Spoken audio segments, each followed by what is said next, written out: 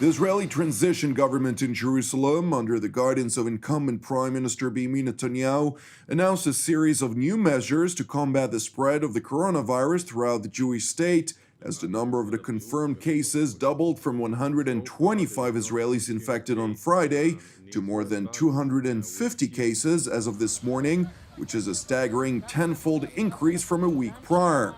In a televised address to the nation, Premier Netanyahu highlighted the devastating global impact of the rapidly spreading contagion, which sadly already claimed the lives of thousands of people. יש אלפי מתים בעולם. באיטליה לצערנו זה עבר כבר את ה-1200, בספרד זה מאות וזה נצבר במהירות. הנשיא טראמפ הכריז על מצב חירום בארצות הברית. הבורסות צונחות, עולות, צונחות עוד פעם. המצב ברור לכם. The global pandemic evidently caught many countries unprepared. Nevertheless, Netanyahu asserted that the efforts by the government in Jerusalem, combined with the public's commendable discipline throughout Israel, have yielded fruitful results in the collective struggle to contain the contagion spread. מה שעשינו, גם כממשלה וגם אתם האזרחים, המשמעת שאתם מגלים, מיקם אותנו במצב טוב יותר מרוב מדינות העולם. בישראל אנחנו מתייחסים לכל האירוע הזה כאירוע מתגלגל, הוא באמת מתגלגל. קודם כל המחלה משתנה, המחלה, אנחנו לומדים עליה כל הזמן, אנחנו בקשר, אני בקשר עם מנהיגים, הצוות הבכיר שלנו, גם של המדענים וגם של אנשי משרד הבריאות ואחרים, הם בקשר כל הזמן עם המקבילים שלהם, אנחנו לומדים אחד מהשני, ואנחנו מנסים כל הזמן להקדים את המחלה ולהקדים גם את העולם. בסך הכל אנחנו עושים את זה. And while the Israeli leader highlighted the relative success to limit the spread of the contagion from getting out of hand, he further underscored the need to remain vigilant and emphasized the imperative necessity for the general public to adopt a new routine. אני מעריך שיש לנו אפשרות לא רק להתגבר על המשבר הזה, אנחנו יכולים לנצח את הנגיף. אנחנו יכולים. אבל זה מחייב מכולנו לעבור קודם כל לשגרת חיים חדשה. אנחנו עוד נדבר על זה כאן הערב, אנחנו נצטרך לאמץ שגרת חיים חדשה למשך הזמן הדרוש, ולערך שוב בצעדים שיאפשרו לנו להגביל את קצב ההתפשטות של המחלה, להבטיח שהמערכות הבריאות שלנו עומדות בנטל. ושוב, היעד כאן הוא הצלת חיים, פשוטו כמשמעו.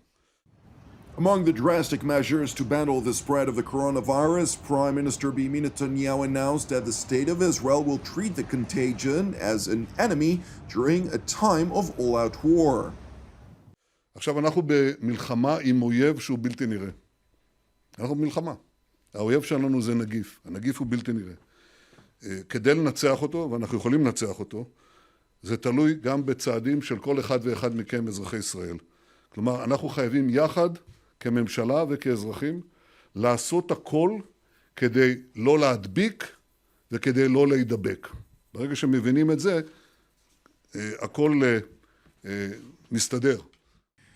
And while the government continues to highlight personal hygiene as the best way to combat the disease, Netanyahu also revealed that counter-terrorism measures will be applied vis-à-vis those who do not adhere to instructions given by the government. הדבר הראשון שאמרתי זה האויב בלתי נראה. אבל אנחנו חייבים לאתר אותו. כמו בכל מלחמה, אתה רוצה לאתר את האויב. קשה לאתר את האויב הזה, כי הוא חמקמק, אבל אנחנו יכולים לאתר אותו, קודם כל לאתר את החולים. אנחנו מפעילים את כל האמצעים שבידינו, כולל בקרוב מאוד, מחר בממשלה נקבל החלטה על אמצעים טכנולוגיים. אני קיבלתי פנייה ממשרד הבריאות, היא לא פשוטה. אמצעים דיגיטליים שבידינו, השתמשנו בהם למאבק בטרור. אני נמנעתי עד היום, בכל השנים שהייתי ראש ממשלה, להפעיל את האמצעים האלה בתוך הציבור האזרחי, אבל אין ברירה. אנחנו נאבקים עכשיו במלחמה שהיא מחייבת אותנו לנקוט באמצעים מיוחדים. לצורך הדבר הזה ביקשתי הסכמה של משרד המשפטים לצעדים האלה. הם לא פשוטים, יש בהם פגיעה מסוימת בפרטיות של אותם אנשים שאנחנו נבדוק עם מי הם באו במגע, גם כחולים, מה קדם לזה, מה בא אחרי זה. זה נותן לנו כלי מאוד מאוד אפקטיבי לאיתור האויב, לאיתור הנגיף, ולנסות לבודד אותו במקום לבודד את המדינה כולה. The new measures include, among others, the use of highly sophisticated surveillance of individuals that are forced into self-quarantine for fear of contracting the highly contagious virus. Following a lengthy discussion by the incumbent cabinet in Jerusalem, a decision was made to authorize the Israeli security agency Shin Bet to apply the drastic spy measures on the general Israeli public. It is important to mention, however, that an initial draft was rejected by the Israeli premier for fear of possible exploitation of the sensitive information. Ultimately, however, a document was adopted which ascertains that the Shin Bet would not take part in active enforcement vis-a-vis those in quarantine or in quarantine procedures, and in any case, the authorization will be valid for no more than 30 days from the approval of the decision by the Israeli Parliament's Foreign Affairs and Defense Committee's Subcommittee on Secret Services.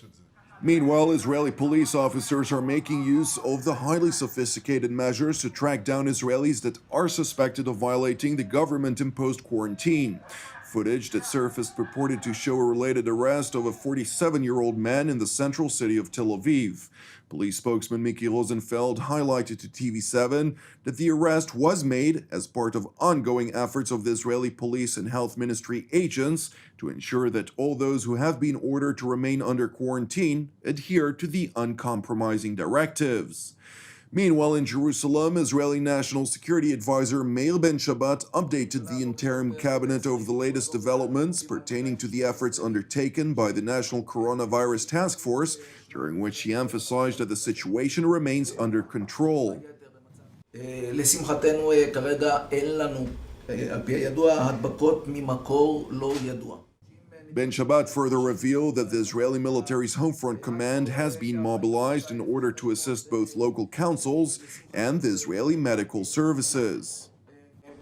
מעבר לצעדים שהוחלט עליהם אתמול ראש הממשלה, התחלנו כבר להפעיל סיוע לרשויות המקומיות, סיוע במוקדי הפניות וסיוע למד"א. אנחנו עושים את זה בסיוע של פיקוד העורף כדי לשפר את היכולת של התפקוד במוקדים הללו.